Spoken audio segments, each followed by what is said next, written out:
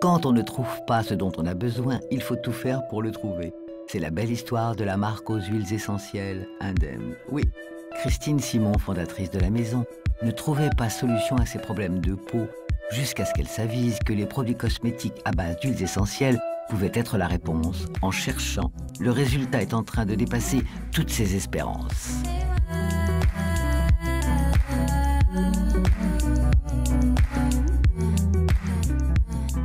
Aujourd'hui, dans ce qu'on va retrouver dans les cosmétiques dites naturelles, bio, qui vont supporter de l'actif en huile essentielle, en tout cas pour notre cas, ça va être vraiment de pouvoir faire un excipient à base naturelle, c'est-à-dire en utilisation des huiles végétales. La cosmétique, on va dire conventionnelle, va utiliser certains actifs, mais à la différence avec une huile végétale, surtout lorsqu'on va utiliser des cosmétiques conventionnels avec des excipients qui vont de type de la paraffine, ce qu'on appelle la mineral oil, eh bien, concrètement, vont avoir une autre fonction, en tout cas de diffusion au niveau de l'application. Pourquoi? Parce que l'huile minérale va avoir un effet occlusif sur les huiles essentielles, au contraire d'une huile végétale qui va pouvoir permettre de diffuser cet actif.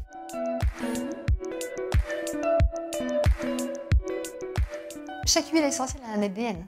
Voilà, donc ensuite, une huile essentielle, c'est plein de molécules. Et donc, on va choisir la meilleure molécule, concrètement, qui va correspondre à la problématique de la peau qui en ressort. Pour mieux comprendre comment cela se passe, direction le laboratoire scientifique auquel Christine Simon a fait appel. Ici, on distille des huiles essentielles, mais surtout, on analyse leurs bienfaits. La cosmétique aujourd'hui, c'est une vraie science. Un petit tour à Grasse nous mettra au parfum.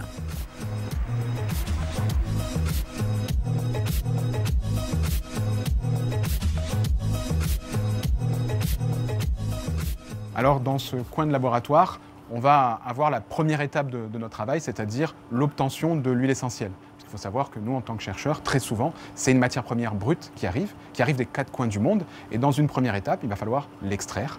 Et donc d'utiliser ce principe de l'hydrodistillation, où on utilise l'eau pour entraîner les composés volatiles et les récupérer. Alors on voit ici la phase d'huile essentielle qui s'accumule. Et donc là, on a une variété un petit peu originale de myrrhe qui n'est pas connue. C'est-à-dire que la myrrhe qui est utilisée par la parfumerie, qu'on appelle la Commiphora myrrha, est bien connue. Et là, c'est une variété qui vient d'un coin du monde que pour l'instant on ne peut pas trop préciser, mais qui présenterait des propriétés intéressantes et donc on est en train de l'extraire.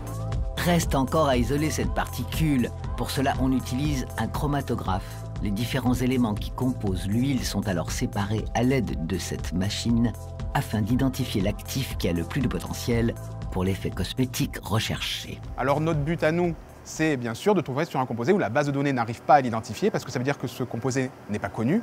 Et là, on va pouvoir continuer les investigations pour peut-être identifier l'actif de demain.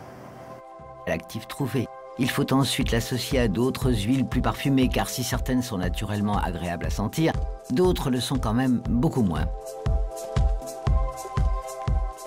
L'idée, c'est d'arriver à un mélange harmonieux, non seulement actif, ça c'est une chose, mais aussi harmonieux au nez, pour que le produit au final soit quand même agréable à utiliser.